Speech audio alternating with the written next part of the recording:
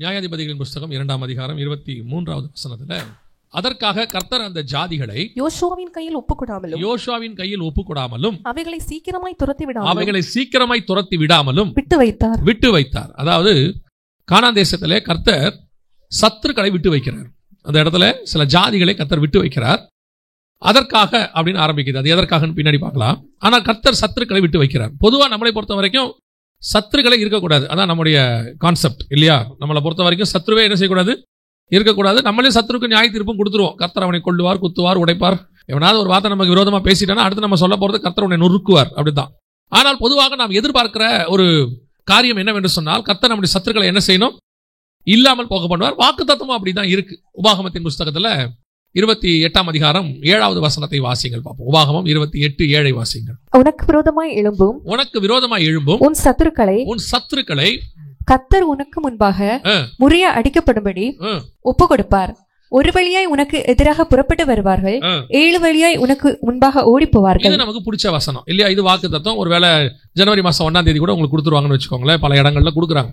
உனக்கு விரோதமாய் ஒரு வழியாய் வருகிறவர்கள் 7 வழியாய் ஓடி போவார்கள், உனக்கு விரோதமாய் சத்துருக்களை கர்த்தர் துரத்துவார்.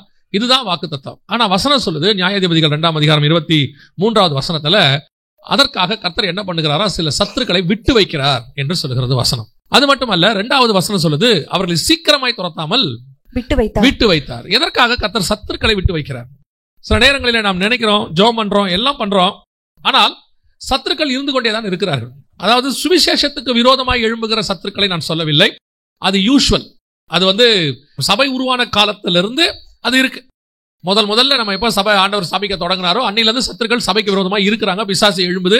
இதெல்லாம் ஒரு பக்கம் இருக்கு, யாரும் இல்லைன்னு சொல்லல. ஆனா அதை தாண்டி நமக்கு விரோதமாய் சத்துருக்கள் எப்பொழுதும் இருந்து நமக்கு தொல்லை கொடுத்துக்கிட்டே இருப்பாங்க. நமக்கு நிம்மதியே இருக்கவே விடமாட்டாங்க. ஆனா ஆண்டவர் சொல்றாரு, உனக்கு விரோதமாய் சத்துருக்களை நான் துரத்தி விடுவேன் என்றார். இன்னொரு இடத்துல தாவீதை பத்தி சொல்லும்போது, அவனை சுற்றிலும் கர்த்தர் எல்லாவற்றையும் அமைதலாக்கி வைத்திருந்தார், சமாதானமாய் இருந்தது. ஒரு இடத்துல ஆண்டவர் சொல்றாரு, தேசம் 40 வருஷம் அமைதலாய் இருந்தது. அதாவது அமைதியாய் வைக்கிறது கர்த்தருடைய திட்டம். நம்ம சத்துருக்களோட போராடிக்கிட்டே இருக்கணும்னு கர்த்தர் ஒரு நாள் என்ன செய்யல, விரும்பல. நான் இன்னும் சொல்லுவேன், கர்த்தர் நம்ம கிட்ட விரும்புறதே என்னன்னா, நம்ம நல்லா நிம்மதியா இருக்கணும் தான் கர்த்தர் விரும்புறார். திருப்பி ஆண்டவர் சொல்லிட்டே இருப்பார், கவலைப்படாதிருங்கள், ஒன்றைக்கு குறித்து என்ன செய்யாதுங்கள், கவலைப்படாதிருங்கள், கலங்காதிருங்கள், பயப்படாதிருங்கள், இப்படின்னு ஆண்டவர் சொல்லிட்டே தான் இருக்கிறார். ஆனா கர்த்தர் ஒரு நாளும் நாம் சத்துருக்களோடு கூட போராடி கொண்டே இருக்க வேண்டும் என்று விரும்பவில்லை. ஆனால் நியாயாதிபதிகள் புஸ்தகம் 2ஆம் அதிகாரம் 23ஆம் வசனத்துல வசனம் தெளிவா சொல்லுது, அதற்காக கர்த்தர் என்ன செய்யறாரா, சில சத்துருக்களை விட்டு வைக்கிறார். அவங்களை துரத்தவும் மாற்றாராம், சீக்கிரமாய் துரத்தாமல் விட்டு வைத்தார். பல நேரங்களிலே நமக்கு இந்த சத்துருக்கள் இருப்பதற்கு காரணம் என்ன? நம்மளை சுத்திலும் இப்படிப்பட்ட ஒரு போராட்டங்கள் இருப்பதற்கு காரணம். நீங்க கூட சாதாரணமா ஒரு விஷயத்த சொல்வீங்க, நல்லாதான் ஜெபம் பண்ணிக்கிட்டே இருக்கிறோம், ஆனாலும் பிரச்சனை முடிய மாட்டேங்குது, ஒண்ணு பின் ஒண்ணா வந்துகிட்டே இருக்குது அப்படின்னு. நம்ம ஜெபத்தை கான்சன்ட்ரேட் பண்ணிட்டு ஜெபத்தை நல்லா பண்றோம், 1 மணி நேரம் ஜெபம் பண்றேன், உபவாசம் பண்றேன், சிலர் சொல்லுவாங்க ஃபாஸ்டிங் பண்ணி கூட ஜெபம் பண்ணி பார்த்துட்டேங்க, ஆனாலும் கூட இந்த பிரச்சனை சால்வ் ஆன மாதிரி தெரியல அப்படின்னு சொல்றாங்க. அதற்கு காரணம் என்ன அப்படிங்கறத நாம இப்போ பார்க்க போகிறோம். இந்த சத்துருக்களை கர்த்தர் விட்டு வைக்கிறதுக்கு அல்லது துரத்தாமல் இருப்பதற்கு முதலாவது காரணம் என்ன? அதே 2ஆம் அதிகாரத்தில் வாசிங்க, 20வது வசனத்தை வாசிங்க. ஆகையால் கர்த்தர் இஸ்ரவேலின் மேல் கோபம் உண்டவராகி, இந்த ஜனங்கள் தங்கள் பிதாக்களுக்கு நான் கற்பித்த என் உடன்படிக்கையை மீறி என் சொல்லை கேளாமல் போனபடியால் நல்லா கவனிங்க. ஏன் கர்த்தர் சத்துருக்களை விட்டு வைக்கிறாருங்கிறதுக்கு முதல் ஸ்டெப் என்னன்னு கேட்டா, வசனம் தெளிவா சொல்லுது, நான் அவர்கள் பிதாக்களுக்கு போதித்த கற்பனைகளை, உடன்படிக்கையை மீறி அப்படின்னு இருக்கும். இன்னைக்கு நமக்கு சத்துரு இருப்பதற்கு காரணம் என்ன அப்படின்னு பாத்தீங்கன்னா, அன்னைக்கு இஸ்ரவேல் ஜனங்களுக்கு அன்னைக்கு சத்துருக்களை கர்த்தர் விட்டு வைத்ததுக்கு காரணம் என்ன அப்படின்னா, அவர்கள் பிதாக்களுக்கு போதிக்கப்பட்டதான கற்பனையை, கட்டளையை, உடன்படிக்கையை அவர்கள் மீறினார்கள் என்று சொல்லுது. இன்னைக்கு பல நேரங்களிலே நமக்கு இருக்கக்கூடிய பிரச்சனைகளுக்கு காரணம் என்ன அப்படின்னு பார்த்தா, கர்த்தர் நமக்கு சொன்ன கற்பனையை, கட்டளையை, அல்லது இன்னும் நான் கொஞ்சம் ஒருபடி மேல போய் சொல்றேன். நான் எப்பவுமே ரொம்ப ஆதங்கமா சொல்லக்கூடிய ஒரு வார்த்தை, நம்முடைய முற்பிதாக்கள், அதாவது முற்பிதாக்கள் ரொம்ப முன்னாடி போல, இதுக்கு முன்னாடி உள்ள தலைமுறை பரிசுத்தவான்கள், அவர்கள் கை கொண்டதான அந்த முறைமை, அவர்கள் கை கொண்டதான அந்த பரிசுத்த வாழ்க்கை, அவர்கள் கை கொண்டதான அந்த விசுவாச வாழ்க்கை, இதை எல்லாவற்றையுமே இன்னைக்கு நாம கை கொள்ளுகிறோமா? இன்னைக்கு நாம நம்முடைய பிள்ளைகள் அதை செய்கிறார்களா? அதுதான் காரணம். நம்முடைய முன்னாடி இருந்த பிதாக்களுக்கு உபத்திரவம் இல்லாமல் இருந்ததா அப்படின்னு கேட்டீங்கன்னா, உபத்திரவம் ஒரு பீரியட்ல இருந்துச்சு, ஆனால் அதற்கு பிறகு சமாதானம் ஆயிருச்சு, அமைதல் ஆயிருச்சு. அவர்கள் பீஸ்ஃபுல்லா மினிஸ்ட்ரி பண்ணாங்க, கர்த்தருக்கு முன்பாக தைரியமாய் நின்றார்கள், கர்த்தரோடு கூட அவர்கள் இணைந்து ஊழியம் செய்தார்கள், அவர்கள் ஊழியம் எல்லாம் சக்சஸ்ஃபுல்லாக நடந்தது. நான் ஊழியத்தை மட்டும் சொல்லவில்லை. நம்ம அப்பா அம்மா காலத்துல இருக்கும் போது நமக்கு இன்னைக்கு இருக்கிற வசதி வாய்ப்புகள் அன்னைக்கு இல்ல. இப்ப நமக்கு எல்லாமே ஆசீர்வாதம் இருக்குது. இப்போ சபை இருக்குது, வீடு இருக்குது, அல்லது ஒரு கார் இருக்குது, தேவையான வசதிகள் இன்னைக்கு இருக்கு. ஆனா நம்முடைய தகப்பனுக்கோ தாய்க்கோ அந்த மாதிரியான ஒரு ஆசீர்வாதம் இல்லை. உலக பிரகாரமாக அவர்கள் கஷ்டப்பட்டார்கள். ஆனால் அவர்கள் கஷ்டப்படும் போது கர்த்தருடைய கற்பனையை உண்மையாய் கை கொண்டார்கள். கர்த்தருடைய வார்த்தைக்கு அவர்கள் உண்மையாய் இருந்தார்கள். விசுவாசத்தோடு கூட இருந்தார்கள். அவர்கள் வழிவிலகி போகாமல் இருந்தார்கள். அன்னைக்கு அவர்கள் இருந்த அந்த உண்மைக்கு தக்கதாக கர்த்தர் ஆசீர்வதித்தார். அந்த ஆசீர்வாதத்தினுடைய அடுத்த தலைமுறை தான் நீங்களும் நானும். அது ஆவிக்குரிய விதத்தில் இருக்கட்டும், உலக பிரகாரமா இருக்கட்டும். ஆனால் இன்னைக்கு இருக்கிற தலைமுறைக்கு அவர்கள் கொடுத்த ஆசீர்வாதம் வந்துடுச்சு. ஆனால் பிதாக்களுக்கு போதித்த கற்பனைகளையும் கட்டளைகளையும் நமக்கு இன்னைக்கு வந்திருக்குதா? வசனம் சொல்றது அவர்கள் கை கொள்ளாமலும். இன்னைக்கு ஸ்பிரிச்சுவாலிட்டிங்கிறது ஆவிக்குரிய சபைகளை தான் நான் சொல்றேன். ஆவிக்குரிய சபைகளே நான் சொல்றேன். ஸ்பிரிச்சுவாலிட்டி என்பது நம்முடைய முன்னாடி ஜெனரேஷன்ல இருந்த ஸ்பிரிச்சுவாலிட்டி இன்னைக்கு இருக்கா? அவங்களுக்கு அவங்க கை கொண்டதான அந்த ஆவிக்குரிய விதம் இன்னைக்கு நம்ம கிட்ட இருக்கா? எந்த அளவுக்கு நம்ம டைல்யூட் ஆயிட்டோம், எந்த அளவுக்கு நம்ம வசனத்தை விட்டு தூர போயிட்டோம், எந்த அளவுக்கு ஆராதனையில நாம தேவனை விட்டு ரொம்ப தூர போயிருக்கிறோம். அன்னைக்கு இருந்த ஆராதனை முறைமை வேறு, இன்னைக்கு இருக்கிற ஆராதனை முறைமை வேறு. அவர்களுக்கு அன்னைக்கு இன்னைக்கு இருக்கக்கூடியதான எந்த மியூசிக் ஃபெசிலிட்டிஸுமே கிடையாது, கீபோர்டு கிடையாது, எதுவுமே கிடையாது. ஒரு கொட்டு தான் அடிச்சுட்டு இருப்பாங்க. மிஞ்சி போச்சுன்னா அவங்க கிட்ட என்ன கிடைக்கும்னு கேட்டீங்கன்னு சொன்னா ஏதாவது ஒரு சின்ன இன்ஸ்ட்ருமெண்ட் கிடைக்கும், கையில அந்த மாதிரி அடிக்கிற மாதிரி இன்ஸ்ட்ருமெண்ட். ஆனால் அதை வைத்துக் கொண்டு அவர்கள் ஆவியோடும் உண்மையோடும் தேவனை ஆராதித்தார்கள். அவர்கள் ஆராதனையில தேவனுடைய மகிமை இருந்தது. கர்த்தர் அவர்கள் மத்தியில இறங்கி பிரசன்னமானார். இன்னைக்கு அத்தனை இன்ஸ்ட்ருமெண்ட் இருக்குது, எல்லா PA சிஸ்டமும் இருக்கு. இன்னைக்கு தேவையான அளவுக்கு குவாலிட்டி மைக்ஸ் இருக்குது. எந்த அளவுக்கு குவாலிட்டியா கேட்கறீங்களோ அந்த அளவுக்கு லக்ஸூரியா நீங்கள் எந்தையுமே இன்ஸ்ட்ருமெண்ட் வாங்க முடியுமே. ஆனால் உங்களால் அந்த ஆவியோடும் உண்மையோடும் ஆராதித்த ஆராதனையை ஆராதிக்க முடிகிறதா? அந்த அபிஷேகம் இன்னைக்கு இருக்குதா? இன்னைக்கு ஆர்ப்பாட்டம் இருக்குது, இன்னைக்கு ஆடம்பரம் இருக்குது, ஆனா ஆவியோடு ஆராதிக்கிறது இருக்குதா? உங்களுடைய சரீரத்தை உணர்ச்சி பூர்வமாய் தூண்டக்கூடியதான காரியங்கள் இருக்கிறது. ஆனால் அன்னைக்கு உணர்ச்சியை தூண்டவில்லை, உணர்வை தூண்டினார்கள். அன்னைக்கு உங்க ஆவி எழுப்பப்பட்டது, உள்ளுக்குள்ளே தேவன் பேசினார். இன்னைக்கு ஊழியக்காரன் பேசுறதுல நீங்க அப்படியே மெஸ்மரைஸ் ஆகுறீங்க. அவங்க அந்த ஊழியக்காரன் சொல்ற வார்த்தைகளை கொஞ்சம் மெஸ்மரைஸ் ஆகுறீங்க. ஆனா உங்க ஆத்மாக்குள்ள வார்த்தை போகல. காரணம் என்ன? அவர்கள் கை கொண்ட முறைமையை, அவர்கள் கை கொண்டதான அந்த ஆவிக்குரிய வாழ்க்கையை நீங்களும் நானும் கை கொள்ளவில்லை. இன்னைக்கு அவங்க கொடுத்த ஆசீர்வாதம் இருக்கு, நீங்க ஆசீர்வாதத்தை ஆவிக்குரிய ஆசீர்வாதமா நினைச்சுக்கிறீங்க. இப்போ இவ்வளவு பெரிய சர்ச் கட்டி இருக்கிறாங்க, இது போன தலைமுறையில் அவர்கள் செய்த தியாகத்தினுடைய இந்த தலைமுறை ஆசீர்வாதம். அவங்க எவ்வளவு கஷ்டப்பட்டு ஆராதிச்சிருப்பாங்க, எவ்வளவு கஷ்டப்பட்டு தேவனை ஆராய்ச்சி இருக்க கூட இடம் இல்லாம மழையிலையும் வெயிலையும் எப்படி இருந்திருப்பாங்க. அந்த உண்மைக்கு தக்கதாக கர்த்தர் இந்த தலைமுறைக்கு இதை கொடுத்திருக்கிறார். ஆனா இந்த தலைமுறைக்காரங்க என்ன நினைக்க கூடாது? இதுதான் ஆசீர்வாதம் நினைக்க கூடாது. போன தலைமுறையில் அவங்க ஒரு ஆவிக்குரிய வாழ்க்கை வாழ்ந்தாங்கல்ல, அதனுடைய பலன் இது, அதனுடைய எஃபெக்ட். இன்னைக்கு நாம இதை ஆசீர்வாதம் நினைச்சிட்டு அவர்கள் கை கொண்ட மெத்தடை கை கொள்ளாமல் போயிட்டோம். அதனால என்ன சொல்றாரு கர்த்தர்? உனக்கு சத்துருக்கள் இன்னைக்கு அதிகமாயிட்டாங்க. அது ஸ்பிரிச்சுவலியும் சரி, சுத்தியும் சரி. இன்னைக்கு என்ன சொல்றாங்க? அன்னைக்கு இருந்தா மாதிரி ஒரு பீஸ்ஃபுல்லா ஊழியம் பண்றதுக்கான சூழ்நிலை இன்னைக்கு இல்ல. அதுக்கு நம்ம என்னென்னமோ காரணம் சொல்றோம். நிறைய சத்துருக்கள் நம்மளை சுத்தி வந்துட்டாங்க, அரசியல் ரீதியா நமக்கு எதிர்ப்பு இருக்குது, அது இருக்குது, இது இருக்குது. ஏன் இதெல்லாம் வந்துச்சு? நீங்க இந்த நியாயாதிபதிகள் புஸ்தகத்தை எல்லாம் வாசித்து பாருங்க. எப்பெல்லாம் தேவபுத்திரர் தேவனை விட்டு தூர போறாங்களோ அப்பதான் அவர்களை சுற்றிலும் சத்துருக்களை கர்த்தர் அனுமதிக்கிறார். எந்த காலகட்டத்திலும் எப்ப சபை கர்த்தருக்கு உண்மையா நிக்குதோ, கர்த்தர் சொன்ன கற்பனைகளிலும், கர்த்தர் சொன்ன கட்டளைகளிலும், கர்த்தர் சொன்ன நியமங்களிலும், கர்த்தர் சொன்ன விதிகளிலும் சபை எப்படி நிற்கிறதோ அப்பொழுது சபையை சுற்றிலும் கர்த்தர் அமைதலை ஏற்படுத்துகிறார். அதுதான் உண்மை. இன்னைக்கு நாம என்ன பண்றோம்? இந்த அமைதிக்காக என்னென்ன மெத்தடையோ ஃபாலோ பண்றாங்க. ஒரு கூட்டமைப்புல சேர்ந்துட்டா அமைதி வந்துரும், அல்லது இந்த ஏரியால இருக்கிற மிகப்பெரிய அதிகாரியை தெரிஞ்சு வச்சுக்கிட்டா அமைதல் வந்துரும், இந்த ஏரியால இருக்கிற மிகப்பெரிய அரசியல்வாதியை தெரிஞ்சு வச்சுக்கிட்டா அமைதல் வந்துரும், ஏதாவது ஒரு கட்சியை நம்ம சேர்ந்துட்டோம்னா நமக்கு ஒரு பாதுகாப்பு கிடைச்சிரும். இப்படி சொல்லி உலக பிரகாரமாக இந்த அமைதலுக்கான வழியை நாம் நாலாபுரமும் தேடுகிறோம். ஆனா ஆண்டவர் சொல்றாரு, இல்ல இல்ல, உன் முற்பிதாக்கள் எப்படி அமைதியா இருந்தாங்கன்னு பாரு, அவங்க எப்படி சமாதானமா இருந்தாங்கன்னு பாரு. உடனே நாம என்ன சொல்லிடும்? அவங்க காலத்துல இப்படிப்பட்ட ஆட்சி எல்லாம் இல்லீங்க, அவங்க காலத்துல இப்படிப்பட்டதான அதிகாரிகள் கிடையாது, அந்த காலத்துல அந்த அதிகாரிகள் நல்லா இருந்தாங்க. ஏன் நல்லா இருந்தாங்க? அதிகாரிகள் எல்லா காலத்திலும் மோசமானவர்கள் இருந்திருக்கிறார்கள். இயேசு காலத்திலே மோசமான அதிகாரி இருந்திருக்கிறான். ஆனால் எப்பொழுது சபை தேவனுக்கு முன்பாக கற்பனைகளை கை கொண்டு உண்மை உள்ளதா இருக்கிறதோ அப்பொழுது கர்த்தர் அவரை சுற்றி இருக்கிற அத்தனை பேரையும் மாத்துவார், எல்லாரையும் மாத்துவார். தானியேல் காலத்துல அப்படி இருந்தார்கள். அவனை தூக்கி எப்படி உள்ள தூக்கி போடணும்னு பார்த்தாங்க. வசனம் சொல்லுது, நீ இடைவிடாமல் ஆராதிக்கிற தேவன் உன்னை தப்புவிக்க வல்லமை உள்ளவரா இருந்தாரா? அவன் சொல்றான், ஆமா, என்ன தப்பு வச்சுட்டாரு, நான் இடைவிடாமல் ஆராதிக்கிறேன். தேவன் தானியேலை பத்தி சாட்சி சொல்றாரு, என் பிரியமான புருஷனாகிய தானியேல அடுத்த நிமிஷம் அவன் வெளியே வந்துட்டான், அதிகாரி தூக்கி போட்டவன் உள்ள போயிட்டான். வசனம் சொல்லுது, 6ஆம் அதிகாரம் கடைசி வசனம் தானியேல் புத்தகம் சொல்லுது, தானியேலின் காரியம் கோரேசின் நாட்களிலும் ராஜாக்களின் நாட்களிலும் தானியேலின் காரியம் எப்படி இருந்தது? ஜெயமாய் இருந்தது. அந்த ஜெயமாய் இருப்பதற்கு காரணம் என்ன? தானியேல் தேவனுக்கு பிரியமான புருஷனாய் நடந்து கொண்டார். நாம ராஜாக்களை மாத்திட்டா, அதிகாரியா மாத்திட்டா அமைதலாயிடும் நம்ம நினைக்கிறோம். தானியேலை பத்தி சொல்லுது, 3 ராஜாக்கள் காலத்துல அவன் காரியம் ஜெயமாய் இருந்தது. இதுதான் கர்த்தர் உங்களுக்கு எனக்கு சொல்லிக் கொடுக்கிற முதலாவது பாடம். நம்மை சுத்திலும் இருக்கிற சத்துருக்களை கர்த்தர் வைப்பதற்கு இதுதான் ரீசன். நாம கர்த்தருடைய கற்பனைகளை கை கொள்ளுவோமானால், நாம் நம் பிதாக்களுக்கு சொல்லப்பட்டவைகளை கை கொள்ளுவோமானால், நாம் நம்முடைய சத்துருக்களுக்கு நீங்களாகி சமாதானமாக இருக்க முடியும். நீங்க வேற எதனாலையுமே சமாதானமா இருக்க முடியாது. எதனாலையும் சமாதானமா இருக்க முடியாது. நாம பிதாக்களுக்கு சொல்லப்பட்டது என்ன சொல்லப்பட்டுச்சு? அதாவது நல்ல கவனிங்க, இது வசனம்.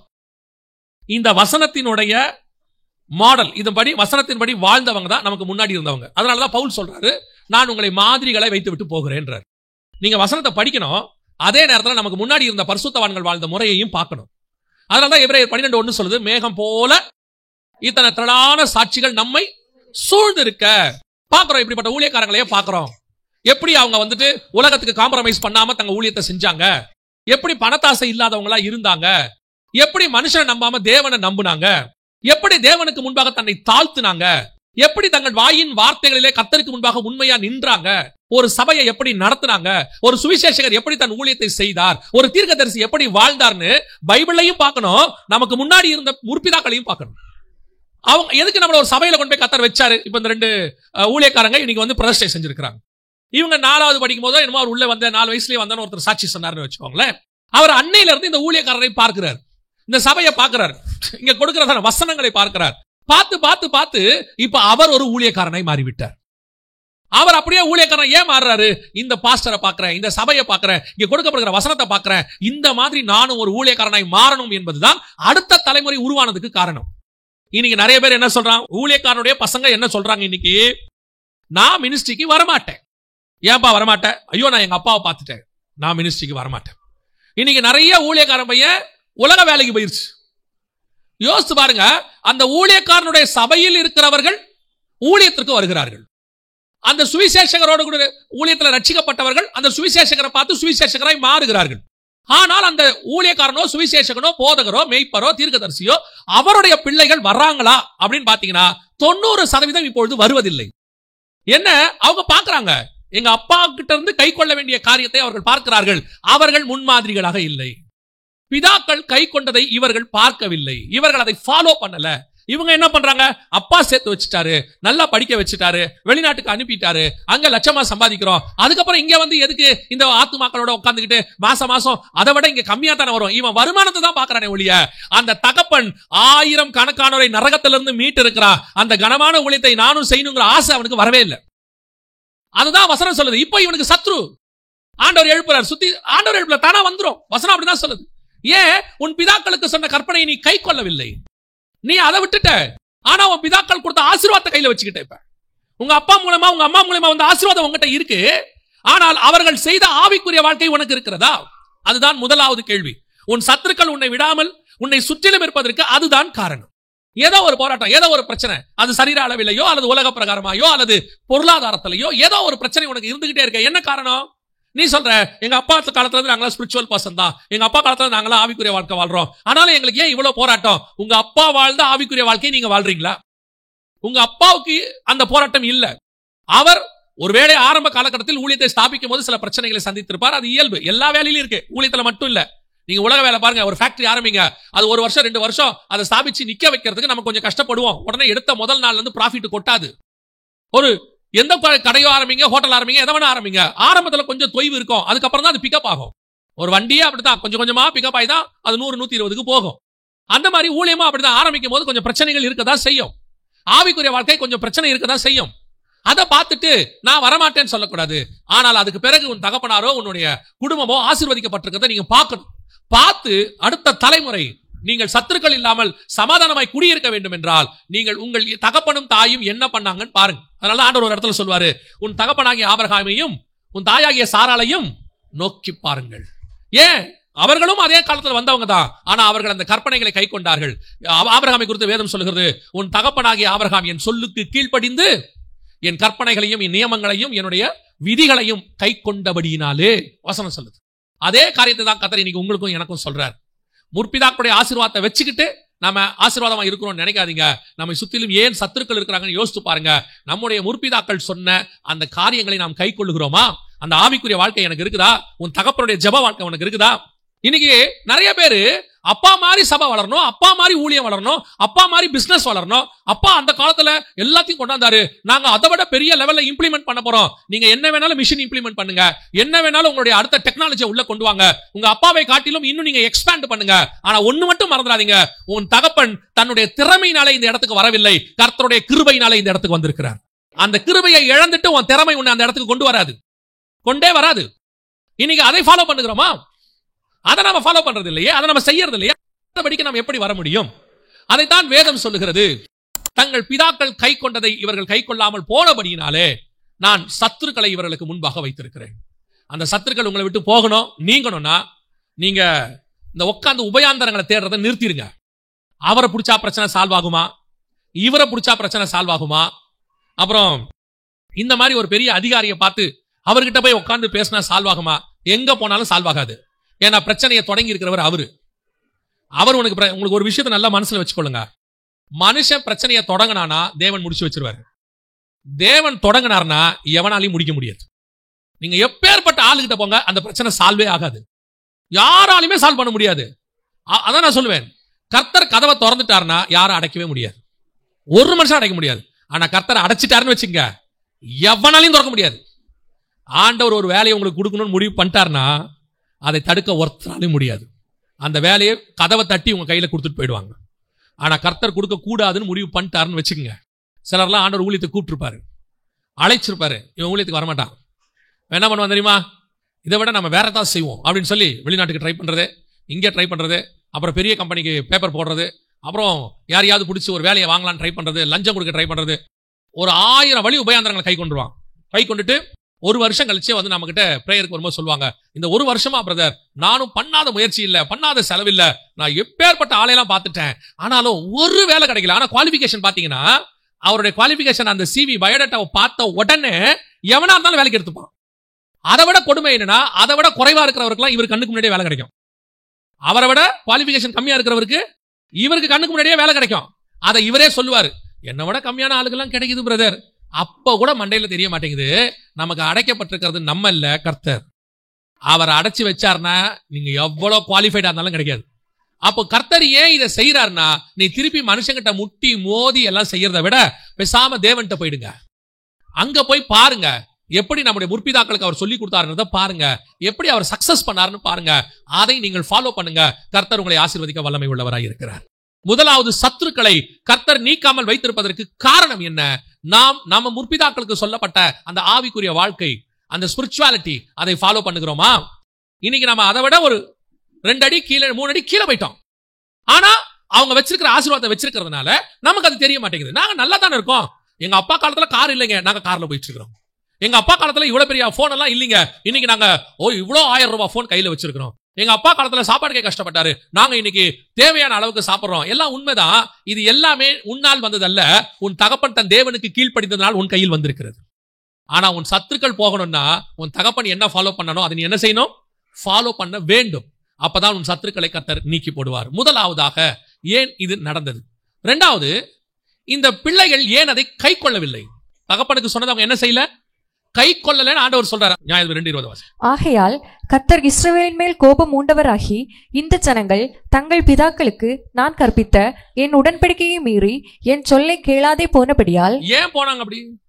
அவர் சொன்னாரு, இவங்க ஏன் அப்படி அந்த வார்த்தைக்கு கீழ்ப்படியாமல் போனாங்க? கீழ்ப்படியலன்றது உண்மைதான். கீழ்ப்படியாமல் போனதுக்கு என்ன காரணம்? அதுவும் பைபிள் சொல்லுது. ஏன் அவங்க கீழ்ப்படியலங்கிறதுக்கு காரணத்தையும் சொல்லுது. வாசிங்க, நியாயாதிபதிகள் புஸ்தகம் 2ஆம் அதிகாரம் 10வது வசனத்தை வாசிங்க. அக்காலத்தில் இருந்த அந்த சந்ததியார் எல்லாரும் தங்கள் பிதாக்களுடன் சேர்க்கப்பட்ட பின்பு கர்த்தரையும் அவர் இஸ்ரவேலுக்காக செய்த கிரியையையும் அறியாத வேறொரு சந்ததி அவர்களுக்கு பின் எழும்பிற்று. நல்லா கவனிங்க. இப்ப பிரச்சனை என்னன்னா, பிதாக்களுக்கு செய்ததை ஏன் பிள்ளைகள் கை கொள்ளவில்லைனா, பிதாக்களுக்கு தேவன் என்ன செஞ்சாருங்கிறதை யாருக்கு தெரியல, அவன் பிள்ளைகளுக்கு தெரியல. இதுதான் இருக்கிறதுலயே 2வது பெரிய தப்பு. முதல்ல பண்ணது பிள்ளைகளுடைய தப்பு. 2வது தப்பு பெற்றோருடைய தப்பு, முற்பிதாக்களுடைய தப்பு. என்ன முற்பிதாக்களுடைய தப்பு? அந்த வசனம் தெளிவா சொல்லுது, தேவனாகிய கர்த்தர் இஸ்ரவேல் அந்த சந்ததிக்கு செய்ததை, அந்த சந்ததியில் உள்ளவங்க எல்லாம் மரித்து போனார்கள், அவர்களுக்கு அவர் செய்ததை அறியாத வேறொரு சந்ததி எழும்பிற்று. இப்ப இவன் அதை கை கொள்றதுக்கு வழியே இல்ல. காரணம் என்னன்னா, இவனுக்கு அது தெரியாது. அப்பா அம்மாவுக்கு என்ன செஞ்சாங்கன்றதை யாருக்கு தெரியாது, அவன் பிள்ளைகளுக்கு தெரியாது. ஆனால் கர்த்தர் என்ன வார்த்தை சொல்றார் தெரியுமா? வாசிங்க, உபாகமத்தின் புஸ்தகம் 4ஆம் அதிகாரம் 9-10 வசனத்தை வாசிங்க. ஓரேபிலே உன் தேவனாகிய கர்த்தருக்கு முன்பாக நீ நிற்கும் போது கர்த்தர் என்னை நோக்கி, ஜனங்களை என்னிடத்தில் கூடிவர செய்து என் வார்த்தைகளை அவர்கள் கேட்கும்படி பண்ணுவேன், என் வார்த்தைகளை அவர்கள் கேட்கும்படி பண்ணுவேன், அவர்கள் பூமியில் உயிரோடு இருக்கும் நாளெல்லாம், உயிரோடு இருக்கிற நாளெல்லாம் எனக்கு பயந்திருக்கும்படி அவைகளை கற்றுக்கொண்டு, நல்ல கவனிங்க, பிதாக்கள் அதை கற்றுக்கொண்டு தங்கள் பிள்ளைகளுக்கும் போதிக்க கடவர்கள் என்று சொல்லிய நாளில் உன் கண்கள் கண்ட காரியங்களை நீ மறவாத படிக்கும் உன் ஜீவனுள்ள நாளெல்லாம் அவைகள் உன் இருதயத்தை விட்டு நீங்காத படிக்கும் நீ எச்சரிக்கையாய் இருந்து உன் ஆத்துமாவை ஜாக்கிரதையாய் காத்துக்கொள், அவைகளை உன் பிள்ளைகளுக்கும் உன் பிள்ளைகளின் பிள்ளைகளுக்கும் அறிவிக்க கடவாய். முதல்ல நீ ஃபாலோ பண்ணிட்ட, அது உன் ஆத்துமாவை காப்பாத்திருச்சு. ஆனா அடுத்து நீ செய்ய வேண்டியது என்ன தெரியுமா? உன் பிள்ளைகளின் பிள்ளைகளுக்கு அறிவிக்க கடவாய். 9ஆம் வசனம் சொல்லுது, போதிக்க கடவாய். இன்னைக்கு பெற்றோர் பண்ற மிகப்பெரிய தப்பு. இன்னைக்கு பிள்ளைகளுக்கு நீங்க என்ன அட்வைஸ் கொடுக்கிறோம்? மெயின் அட்வைஸ் என்ன? இந்த குரூப் எடு, இந்த கோர்ஸ் எடு, ஃபியூச்சர் நல்லா இருக்கும். இப்ப இருக்கிற ட்ரெண்ட் இதுதான். அடுத்த 5 வருஷத்துல இதான் நடக்க போகுது. தொலைநோக்கு பார்வை. என்னது அதுக்கு பேர்? என்னது? தொலைநோக்கு பார்வை. பிள்ளைகளுக்கு அவர்கள் நாளைக்கு படிச்சு வரும்போது அவர்களுக்கு ஒரு வீடு இருக்க வேண்டாமா? அப்பா என்ன வச்சுட்டு போனாருன்னு நாளைக்கு கேட்பாங்களே. அதுல கொஞ்சம் பேர் சொல்றான், எனக்கு எங்க அப்பா ஒண்ணு வச்சுட்டு போல, நான் என் பிள்ளைகளுக்கு ஏதாவது வச்சுட்டு போகணும். நல்லது, அது உங்க இஷ்டம். ஆனா வசனம் சொல்லுது, நீ இப்ப வீடை வச்சுட்டு போறியா, படிப்பை கொடுத்துட்டு போகிறீங்களா, அல்லது சொத்து வச்சுட்டு போறீங்களா, அது முக்கியம் இல்லை. ஏன்னா ஒரு நாட்டையே வச்சுட்டு போனாங்க இஸ்ரவேல் ஜனங்கள் தங்கள் பிள்ளைகளுக்கு. ஒரு நாள் வந்தது, அவர்கள் நாடு இல்லாமல் நாடாய் அலைகிறார்கள். ஒரு நாட்டையே வச்சுட்டு போனாங்க. கடைசியில் அவங்க எப்படி அலைஞ்சாங்க? நாடு இல்லாம அலைஞ்சாங்க. நல்லா தெரிஞ்சுக்கொள்ளுங்க, நாட்டை வச்சவனுக்கே நாடு இல்லாம போச்சு. நீ வீட்டை வச்சுட்டு போற, உன் பிள்ளைகள் அந்த வீட்டிலே குடியிருப்பதற்கு நீ செய்ய வேண்டிய பிரதானமான காரியம் என்ன தெரியுமா? கர்த்தர் உனக்கு செய்ததை உன் பிள்ளைகளுக்கு போதிக்க கடவாய். கர்த்தர் உனக்கு செய்ததை உன் பிள்ளைகளுக்கு அறிவிக்க கடவாய். இன்னைக்கு காலையில எழுந்த உடனே எழுந்துரு, ஓடு, ஆட்டோ வரும், புக் எடு, டைரியில சைன் வாங்கினியா, வாட்டர் பாட்டில் எடுத்தியா, சாப்பாடு எடுத்தியா, ஓடுன்னு ஆட்டு மந்தைய பத்திர மாதிரி பத்துறது. 7:30 மணிக்கெல்லாம் பஸ் வருது, ஓடு. எழுந்திருச்ச உடனே ஜாம் பண்ணியா, பைபிள் வாசித்தியா, அதெல்லாம் பண்ணா பிள்ளை ஸ்கூலுக்கே போக முடியாது. இருக்கிற டைம் கொஞ்சம். பிள்ளை எழுந்திருக்கிறதே 7 மணிக்கு. ஏங்க 7 மணிக்கு எழுந்திருக்கிறது? அவங்க முந்தின நாள் நைட்டு டியூஷனுக்கு போயிட்டு, காலேஜுக்கு போயிட்டு, ஸ்கூலுக்கு போயிட்டு நைட்டு 10-10:30 மணிக்கு தான் பருக்குறாங்க. அவங்க திருப்பி காலையில எழுந்திருச்சு போறதுக்கு தான் டைம் சரியா இருக்கு. அப்ப நீ தெளிவா உன் சந்ததியை நீ ஒழிப்பதற்கு முடிவு செஞ்சுட்ட. அதாவது உன் நம்பிக்கை எதன் பேர்ல இருக்கு? படிச்சுட்டாங்கன்னா நல்லா இருப்ப. உன் நம்பிக்கை எதன் பேர்ல இருக்கு? நான் சேர்த்து வைக்கிற சொத்துல நீ நல்லா இருப்ப. ஆனா சிலர் என்ன பண்ணுவான் தெரியுமா? இவன் இருக்கிறதுலே மோசமானவன் இவன் தான். யார் தெரியுமா? ஐயோ இதெல்லாம் ஒண்ணு இல்லம்மா, நாளைக்கு ஆண்டவர் தான் உன்னை காப்பாத்துவாருன்னு சொல்லுவான். ஆனா அதுக்கேற்ற மாதிரி நடத்த மாட்டான். புரியுதா உங்களுக்கு? அவன் சொல்லுவான், ஆண்டவர் தான் உன்னை காப்பாத்தணும், இந்த சொத்தை பார்க்காத, வீட்டை பார்க்காத, கர்த்தரை பிடிச்சுக்கோ. அந்த கர்த்தரை பிடிச்சுக்கோன்றதுக்கு உன் பிள்ளைகளுக்கு என்ன போதிச்சிருக்கிறீங்க? ஒவ்வொரு கணவனும் ஒவ்வொரு மனைவியும் அந்த வீட்டுக்கு ஆசாரியராக இருக்கிறார்கள். உன் பிள்ளைகளுக்கு நீங்கள் தான் பிரதான ஆசாரியர். ஆண்டவர் உங்களை தான் வச்சிருக்கிறார் உங்க வீட்டுக்கு. You must teach. உங்க பிள்ளைகளுக்கு நீங்கள் போதிக்க வேண்டிய கட்டாயத்தில் இருக்கிறீர்கள். நீங்கள் அதை போதிக்கிறது இல்ல, மத்த எல்லாத்தையும் போதிச்சு கொடுத்துறீங்க. உங்க பிசினஸ் அப்படியே பையன் நடத்தணும், என்ன பண்ணணும்? அந்த பிசினஸ் நடத்துறதுக்கு என்னென்ன போதிக்கணுமோ எல்லாத்தையும் போதிக்காச்சு. அவர் சொல்றாரு, என் பையனை அப்படியே சின்ன வயசுல இருந்தே பிசினஸ்ல வளர்த்து அவன் அடுத்த ஜெனரேஷன்ல என்னை விட 2 மடங்கு பெரிய ஆள் ஆகிறதுக்கு அவனை சின்ன வயசுல இருந்தே வளர்த்து கொண்டு வந்த. நல்லது. ஆனால் நீங்க கொடுத்த ஞானமோ, அவனுக்கு இருக்கிற ஞானமோ அதை நிரந்தரமாய் வைக்காது. ஆனால் நீங்கள் கொடுக்க போகிற உங்கள் ஆவிக்குரிய அனுபவம், கர்த்தர் உங்களை நடத்தி கொண்டு வந்ததான அந்த பாதை, அந்த சாட்சி, கர்த்தர் உங்களுக்கு சொல்லிக் கொடுத்ததான அந்த ஆவிக்குரிய காரியங்கள் தான் உன் பிள்ளையை அடுத்த தலைமுறையில் நிறுத்தும். ஒரு மிகப்பெரியதான பிசினஸ்மேன் தமிழ் இந்தியாவில் இருக்கிறார். அதாவது முதல் 10 பேருக்குள்ள அவர் இருக்கிறார். அவருக்கு ரொம்ப பிஏ மாதிரி இருக்கக்கூடிய ஒரு க்ளோஸான ஒரு ஆளை மீட் பண்ண வாய்ப்பு கிடைச்சிச்சு.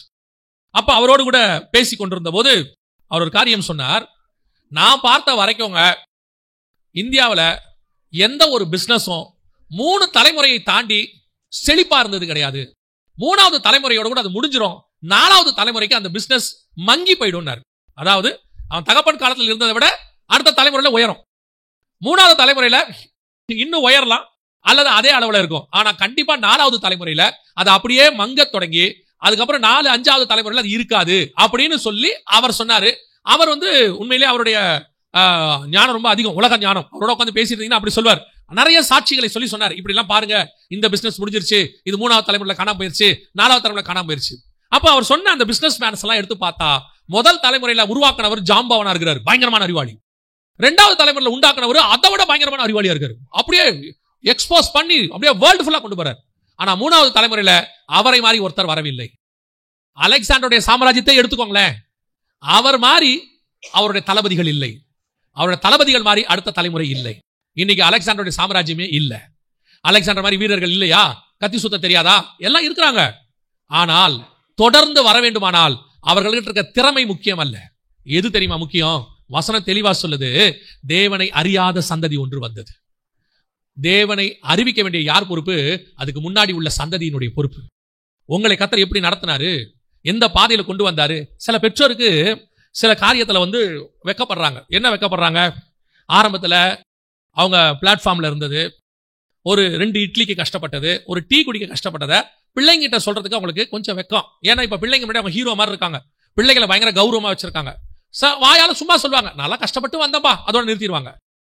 அதல்ல, நீங்க கஷ்டப்பட்டது முக்கியம் அல்ல, அந்த கஷ்டத்தில் கர்த்தர் எப்படி உங்களை காப்பாத்தினார்னு ஒண்ணு இருக்குல்ல, எப்படி உயர்த்தினார்னு இருக்குல்ல, அதுதான் உன் பிள்ளைக்கான ஆவிக்குரிய அனுபவம். ஏன்னா அதை விட மோசமான கஷ்டமோ அல்லது அத மாதிரி ஒரு கஷ்டமோ உன் பிள்ளைக்கு வரும்போது அவன் என்ன நினைப்பான் தெரியுமா? இந்த கஷ்டத்தில் எங்க அப்பாவோடு கூட இருந்த தேவன் என்னோடு கூட இருக்க வல்லமை உள்ளவராக இருக்கிறார். அவனுக்கு கொடுக்கிற எக்ஸாம்பிள் அதானே சாட்சி. இன்னைக்கு நம்ம என்ன பண்றோம்? பல நேரங்களில் சில ஊழியர்களை பார்த்திருக்கிறேன் நான். அவங்க என்ன பண்ணுவாங்க தெரியுமா? ஊழியத்தின் பாதையில அடுத்து வர வேண்டியதான தன்னுடைய பையனை அப்படியே 10th +1 +2 முடிச்ச உடனே வெளிநாடு அமிச்சிருவாங்க. அமிச்சு அங்க 5 வருஷம் படிச்சு காலேஜ் எல்லாம் முடிச்சு டிகிரி எல்லாம் முடிச்சு இங்க வருவான். வரும்போது அப்படியே நேரா அவங்க கையில அந்த ஊழியத்தை கொடுத்துருவாங்க. நான் அது சபைன்னு சொல்லல, இவாஞ்சலிஸ்ட்னு சொல்லல, ஊழியத்தைன்னு சொல்றேன் பொதுவா. அப்படியே அவங்க கையில கொடுத்துருவாங்க. இப்ப அவனுக்கு இந்த ஊழியத்தை இவர் எப்படி கஷ்டப்பட்டு வளர்த்தாருன்னு தெரியாது, எப்படி ஒவ்வொரு ஆத்மாக்காக முழங்கால் போட்டாருன்னு தெரியாது, எப்படி பசியிலையும் உபவாசத்திலையும் இதை வளர்த்தாருன்னு அவனுக்கு தெரியாது, எதுவுமே தெரியாது. ஆனா இப்ப அவன் வரும்போது 5000 ஆத்மா, 500 ஆத்மா, 2000 ஆத்மா உட்கார்ந்த உடனே அவன் ராஜாவாக நினைக்கிறான். நல்லா தெரிஞ்சுக்கொள்ளுங்க, தாவீது ராஜாவானதுக்கும் சாலமோன் ராஜாவானதுக்கும் வித்தியாசம் இருக்கிறது. தாவீது ஆடு மேய்க்கிறவனா இருந்து ராஜாவானான். அதனால அவனுக்கு ஜனங்களுடைய கஷ்டம் என்னன்னு தெரிஞ்சிச்சு. ஆனா சாலமோன் பிறக்கும் போதே என்னவா பிறந்தான்? ராஜாவா பிறந்தான். அதனால என்ன பிரச்சனைன்னு கேட்டீங்கன்னா, ரெகபியாம்கிட்ட சொல்றாங்க, உன்னுடைய தகப்பன் எங்களுக்கு என்ன பண்ணாரு? கடினமான வரிகளை விதித்தாரு, நீங்க கொஞ்சம் எங்களுக்கு என்ன செய்யுங்க, அதை குறைச்சு கொடுங்கன்னு கேட்கறாங்க. அப்படின்னா சாலமோன் என்ன பண்ணிருக்கான்? ஜனங்களை பயங்கரமா டாக்ஸ் போட்டு கஷ்டப்படுத்திருக்கான். ஆனா தாவீது அந்த வேலையை செய்யவில்லை. ஏன்னா ஜனங்களுடைய கஷ்டம் என்னன்னு யாருக்கு தெரியும்? தாவீதுக்கு தெரியும். ஏன்னா அவன் ஆடு மேய்க்கிற இடத்துல இருந்து வந்திருக்கான். இப்ப சாலமோன் திருப்பி ஆடு மேய்க்க வேண்டாம். ஆனா சாலமோனுக்கு என்ன சொல்லி கொடுத்துருக்கணும் தெரியுமா? ஆடு மேய்க்கிறவங்களுடைய கஷ்டம் என்னன்னு சாலமோனுக்கு சொல்லி கொடுத்துருக்கணும். ஆடு மேய்க்கும் போது எப்படி சிங்கம் வந்துச்சு, எப்படி அது கைக்கு கர்த்தர் என்ன விடுதலை ஆக்கினாரு, இந்த ராஜ்யபாரம் எப்படி என் கைக்கு வந்துச்சு, அது எப்படி சவுல்ட்ட இருந்து வந்தது, இதெல்லாம் யாருக்கு தெரியணும்? சாலமோனுக்கு தெரிஞ்சு, நீ ராஜாவா இருக்கிறதுக்கு காரணம் நான் இல்லப்பா, நீ ராஜாவா இருக்கிறதுக்கு காரணம் தேவன் காரணம். இந்த ராஜ்யபாரத்தை இன்னைக்கு உன் கையில இருந்து வாங்குவதற்கு கர்த்தர் வல்லமை உள்ளவராக இருக்கிறாரு, ரொம்ப கேர்ஃபுல்லா இருன்னு சொல்லி இருந்தா சாலமோனும் ராஜ்யபாரத்தில் தாவீதை போல ஒரு நீதிமானாக இருந்திருக்க வாய்ப்பு இருக்கு. இன்னைக்கு பிதாக்கள் பண்ற தப்பு என்ன? தேவனை அறியாத சந்ததியை உருவாக்கி கொண்டிருக்கிறோம். எல்லாம் கிறிஸ்டியன். இன்னைக்கு சொல்லும் போது என்ன சொல்றாங்க? எங்க தாத்தா காலத்துல இருந்து நாங்க இருக்கிறோம், நாங்கெல்லாம் 4 தலைமுறை கிறிஸ்டின், 5 தலைமுறை கிறிஸ்டின். ஸ்பிரிச்சுவாலிட்டி இருக்கா? அவன் தாத்தா கிட்ட இருந்த ஸ்பிரிச்சுவாலிட்டி இருக்கா? 4 தலைமுறைக்கு முன்னாடி இருந்த தேவ பயம் இருக்கா? 5 தலைமுறைக்கு முன்னாடி இருந்த மிஷனரி பாரம் இன்னைக்கு இருக்கா? கிடையாது. ஏன்? இது தேவனை அறியாத சந்ததி. இவனை பொறுத்த வரைக்கும் தேவன் என்பது கிறிஸ்தவத்தினுடைய கடவுள் இயேசு, அவ்வளவுதான். இவனை பொறுத்த வரைக்கும் இயேசு யாரு? Christian god. இவனுக்கு கிறிஸ்தவம் இன்னொரு ரிலிஜியன், கிறிஸ்டியன் காட். ஆனால் இவனை பொறுத்த வரைக்கும் இந்த இயேசு அவன் தாத்தாவுக்கு என்ன பண்ணாரு? மிஷனரி அன்னைக்கு வந்து இவன் தாத்தாவை ஊருக்குள்ள விடாம வெளியே உட்கார வச்சிருக்கும் போது மிஷனரிகள் வந்து எப்படி இவன் தாத்தாவுக்கு இயேசுவை சொன்னாங்க, அந்த தலைமுறை எப்படி காப்பாற்றப்பட்டது, அந்த தலைமுறை இன்னைக்கு கௌரவமா இருப்பதுக்கு யார் காரணம், இதெல்லாம் இன்னைக்கு இவனுக்கு தெரியாது. அதனுடைய விளைவு இன்னைக்கு என்ன போயிட்டு இருக்குது? சர்ச்சில் வந்து உட்கார்ந்து ஒரு பெரிய பெருமை. இன்னைக்கு இருக்கிறவங்களுக்கு நான் ஒரு காரியத்தை சொல்றேன், இங்க இருக்கிற நாம் அத்தனை பெருமை தேவனால் எங்கேயோ ஒரு இடத்துல இருந்து மீட்கப்பட்டு உள்ளே வந்திருக்கிறோம். ஏதோ ஒரு பாவத்துல இருந்து கர்த்தர் நம்மளை தூக்கி எடுத்திருக்கிறார், ஏதோ ஒரு வீழ்ச்சியில இருந்து எடுத்திருக்கிறார், ஏதோ ஒரு தரித்திரத்துல இருந்து கர்த்தர் காப்பாத்தி கொண்டாந்துருக்கிறார், எங்கேயோ ஒரு கட்டுக்கள்ல இருந்து கர்த்தர் நம்மளை விடுதலை ஆக்கி இருக்கிறார். நீங்க உங்க பிள்ளைகளுக்கு என்ன கொடுக்குறீங்களோ இல்லையோ, தயவு செய்து தேவன் எப்படி உங்களை ரட்சித்தார் என்கிற அந்த ஆவிக்குரிய அனுபவத்தை உங்கள் பிள்ளைகளுக்கு கொடுத்து விட்டு போங்க. நீங்க வைக்கிற பணம் காப்பாத்துதோ இல்லையோ, நீங்கள் வைக்கிற சொத்து காப்பாத்துதோ இல்லையோ, ஆனால் நீங்கள் கொடுக்க போற ஆவிக்குரிய வாழ்க்கை நிச்சயமாய் அவனை காப்பாத்தி விடும். ஏன்னா உங்களை நீ காப்பாத்துறது சொத்து இல்ல, உங்களை நீ காப்பாத்துறது பணம் இல்ல.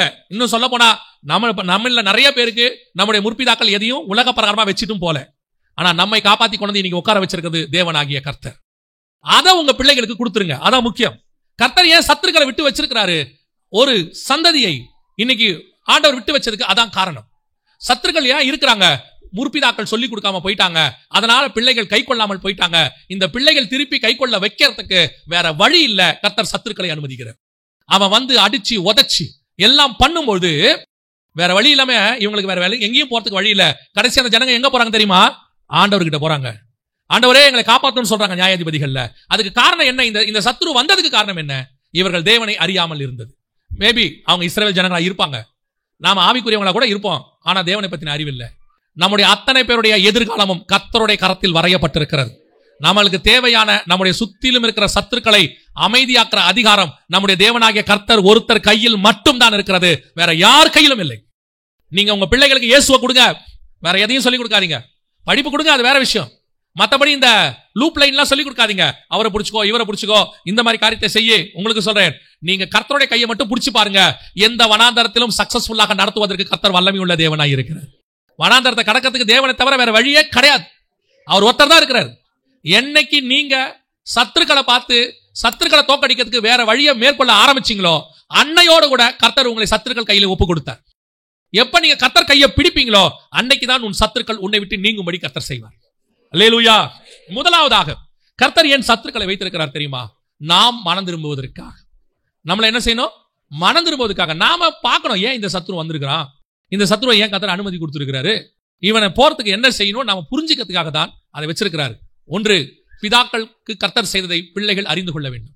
2, பிள்ளைகளுக்கு பிதாக்கள் அறிவிக்க வேண்டும், சொல்லி கொடுத்துட்டு போனோம். இது முதலாவது கர்த்தர் சத்துருக்களை நமக்கு அனுமதித்ததுக்கு காரணம். 2வது, கர்த்தர் எதற்கு சத்துருக்களை அனுமதிக்கிறார்? வாசிங்க நியாயாதிபதிகள் புத்தகம் 3ஆம் அதிகாரம் 2வது வசனத்தை வாசிங்க. இஸ்ரவேல் புத்திரரின் சந்ததியாரும் அதற்கு முன் யுத்தம் செய்ய அறியாதிருந்தவர்களும் அவைகளை அறியும்படி பழக்குவிப்பதற்காகவும் கர்த்தர் விட்டு வைத்த ஜாதிகள் யார் என்றால், நல்லா கவனிங்க, நியாயாதிபதிகள் 3:2 சொல்லுது, கர்த்தர் சில சத்துருக்களை விட்டு வைத்திருக்கிறார். எங்க? கானான்ல விட்டு வச்சிருக்கிறார். கானான் கர்த்தர் ஆபிரகாமுக்கு வாக்கு பண்ணி இஸ்ரவேல் ஜனங்க உள்ள வந்தாச்சு, யோசுவா பிரிச்சு கொடுத்துட்டார். நியாயாதிபதிகள் காலத்துல இது நடக்குது. அப்போ வசனம் சொல்லுது, 2வது வசனம், அதுவரைக்கும் யுத்தம் செய்து பழக்கமில்லாத இஸ்ரவேலர்களை பழக்குவிப்பதற்காக கர்த்தர் என்ன பண்றாரா? சத்துருக்களை விட்டு வைத்தார். 2வது சத்துருக்களை ஏன் கர்த்தர் விட்டு வைக்கிறார்? இன்னைக்கு நாம எல்லாம் சொல்றது சத்துருக்கள் வேணாம், சத்துருக்கள் இருக்க வேண்டாம். சில நேரத்தில் கர்த்தர் நமக்கு சில சோதனைகளை, அதுக்கு முந்தின வசனத்துல பாருங்களேன், சோதிப்பதற்காக இருக்கும். 3:1 வாசிங்க. கானான் தேசத்தில் நடந்த சகல யுத்தங்களையும் அறியாதிருந்த இஸ்ரவேலராகிய அனைவரையும் சோதிப்பதற்காகவும். அப்ப சோதிக்கிறதுக்கு கர்த்தர் யாரை விட்டு வைக்கிறாரு? சத்துருக்களை விட்டு வைக்கிறார். எதை சோதிக்கிறதுக்கு? பாருங்க, இப்ப நம்ம ஆவிக்குரிய வாழ்க்கையில வளர்ந்துட்டோம்னு நினைக்கிறோம், ஸ்பிரிச்சுவலி டெவலப் ஆயிட்டேன் அப்படின்னு நம்ம நினைக்கிறோம்.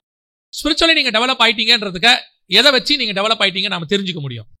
இப்ப நீங்க எக்ஸாமுக்கு போறீங்க, நான் எல்லாம் படிச்சுட்டேன், புக்கை கரைச்சி குடிச்சிட்டேன், நான் எல்லாத்துலயும் நான் வந்து இன்னைக்கு ஃபர்ஸ்ட் மார்க் எடுப்பேன் அப்படின்னு சொல்றீங்க. இப்ப நீங்க நல்லா படிச்சீங்கன்றத எதை வச்சு நம்ம தெரிஞ்சுக்க முடியும்? எதை வச்சு நம்ம தெரிஞ்சுக்க முடியும்? எக்ஸாமை வச்சாதான் நீங்க தெரிஞ்சுக்கவே முடியும்.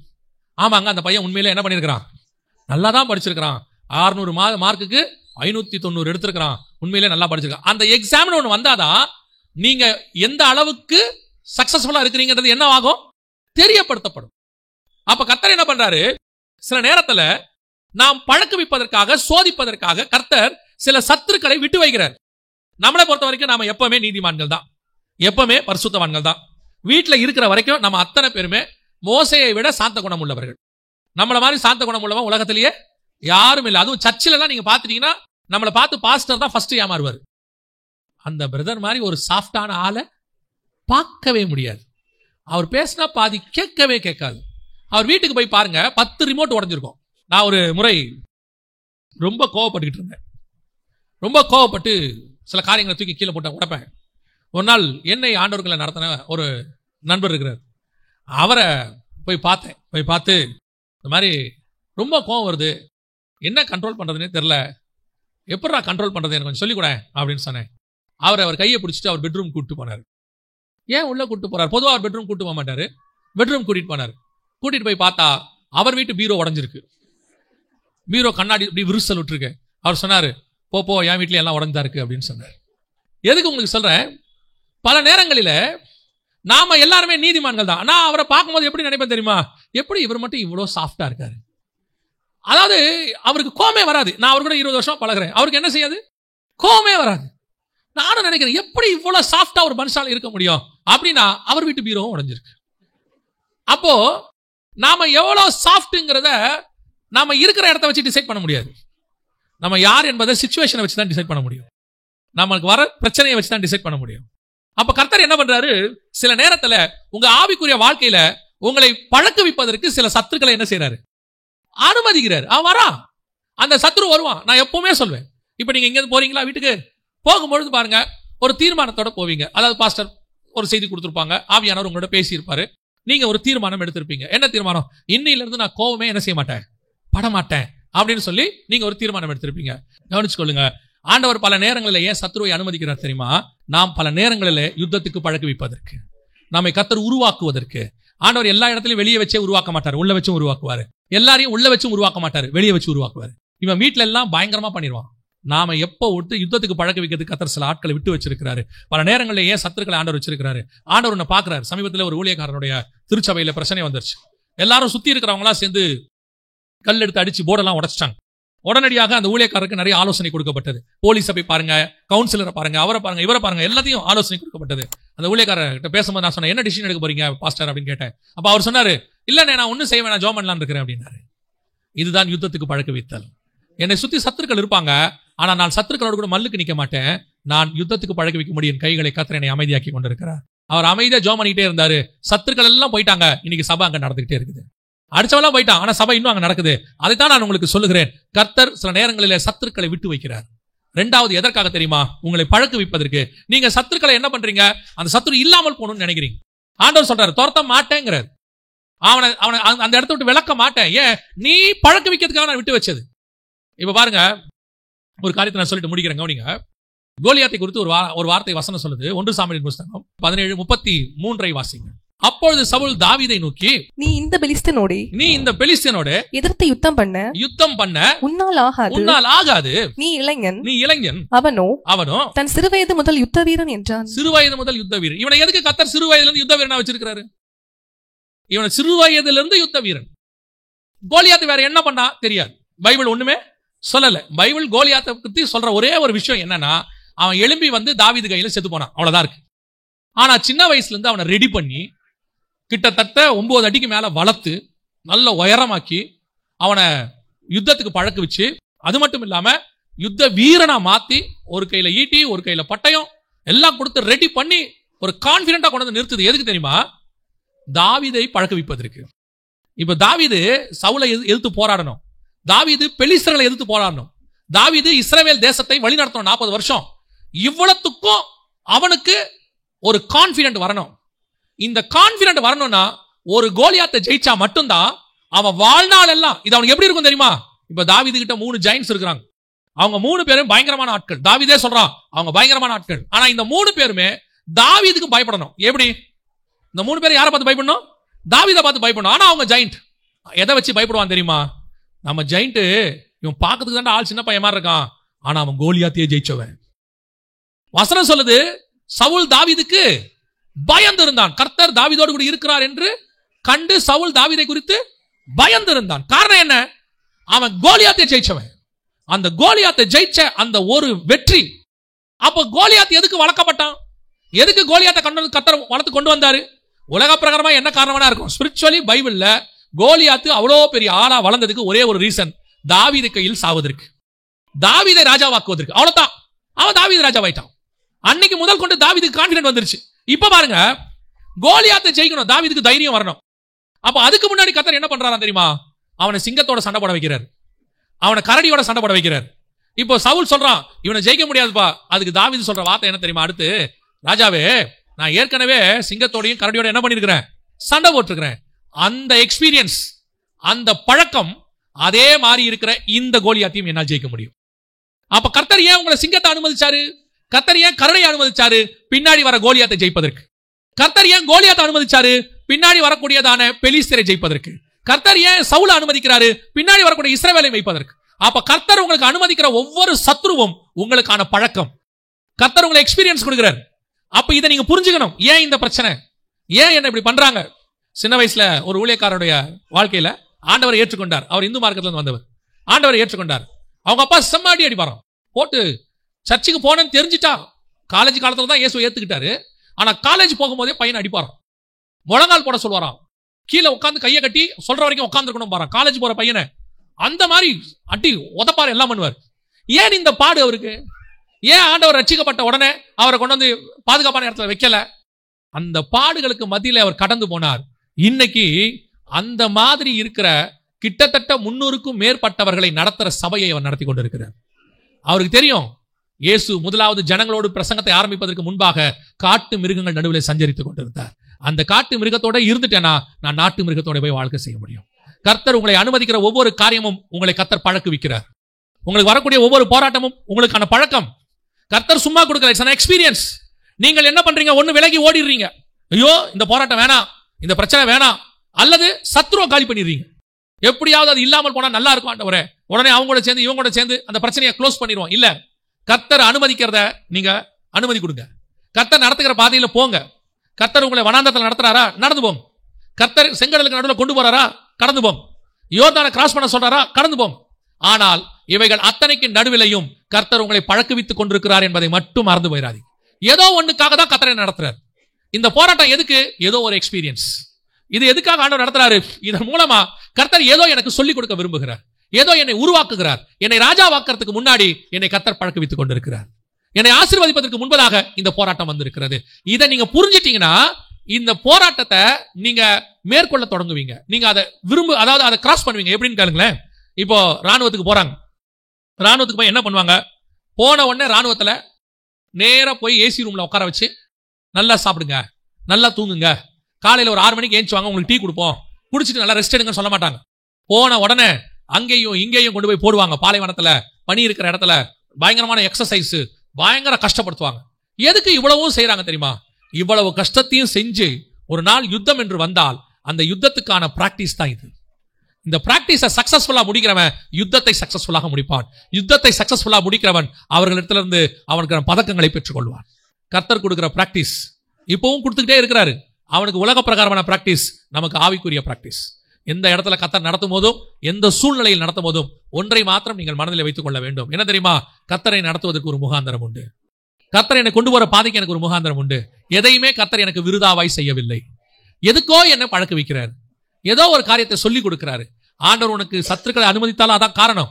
உங்ககிட்ட இருந்து சில காரியங்களை எடுத்தாலும் அதான் காரணம். உங்களுக்கு சில காரியங்களை கொடுத்தாலும் அதான் காரணம். எல்லாத்துக்கும் பின்னாடியும் உங்க மேல வைத்த பரலோகத்தினுடைய திட்டம் அதுதான் காரணம். அதுக்காக தான் கர்த்தர் அந்த பாதையிலே நடத்துகிறார். அல்லேலூயா. இரண்டாவது, கர்த்தர் சத்துருக்களை விட்டு வைப்பதற்கு என்ன காரணம்? ஆண்டவர் உங்களை யுத்தத்துக்கு என்ன செய்யறாரு? பழக்க வைக்கிறார். இந்த 2 காரியத்தை நன்றாய் மனதில் வைத்துக் கொள்ளுங்கள். ஒன்று, உங்களை சுற்றிலும் கர்த்தர் சத்துருக்களை விட்டு வைத்ததுக்கு காரணம் நம்முடைய முற்பிதாக்களும் நாமும் கர்த்தருடைய கற்பனையை கைவிட்டு விட்டோம். அவர்கள் சொல்லிக் கொடுத்ததை ஒன்று நாம் மறந்து விட்டோம், அல்லது அவர்கள் நமக்கு சொல்லிக் கொடுக்காமல் விட்டு விட்டார்கள். இப்பொழுது கர்த்தர் அதை மீண்டும் சொல்லிக் கொடுப்பதற்காக சத்துருக்களை அனுமதிக்கிறார். இரண்டாவது, கர்த்தர் நம்மை யுத்தத்துக்கு பழக்க வைப்பதற்காக சத்துருக்களை அனுமதிக்கிறார். இந்த காரியங்கள் நீங்கள் செய்து முடிக்கும் போது வேதம் தெளிவாய் சொல்லுகிறது. உபாகமத்தில் நம்ம வாசிச்ச வசனம் தான் 28:7 சொல்லுது, கர்த்தர் உன் சத்துருக்களை எல்லாம் நீங்களாக்கி. கர்த்தர் விரும்புகிறபடி நாம ஆவிக்குரிய வாழ்க்கையில வளர்ந்துட்டோம்னா, கர்த்தர் விரும்புகிறபடி நாம் கற்பனைகளை கைக்கொள்ள தொடங்கிட்டோம்னா, அவர் விரும்புகிறபடி நம்முடைய ஸ்பிரிச்சுவல் லைஃப் அமைய தொடங்கிருச்சுன்னா, உங்களுக்கு நான் சொல்லுகிறேன், நம்மை சுற்றிலும் கர்த்தர் எல்லாவற்றையும் அமைதியாக்கி கொண்டே வருவார். எல்லாமே பீஸ்ஃபுல்லா மாறும். நீங்கள் ஒரு தெய்வீக சமாதானத்துக்குள்ளே போக தொடங்குவீர்கள். அதுதான் கர்த்தர் கொடுக்கிற ஆசீர்வாதம். அல்லேலூயா.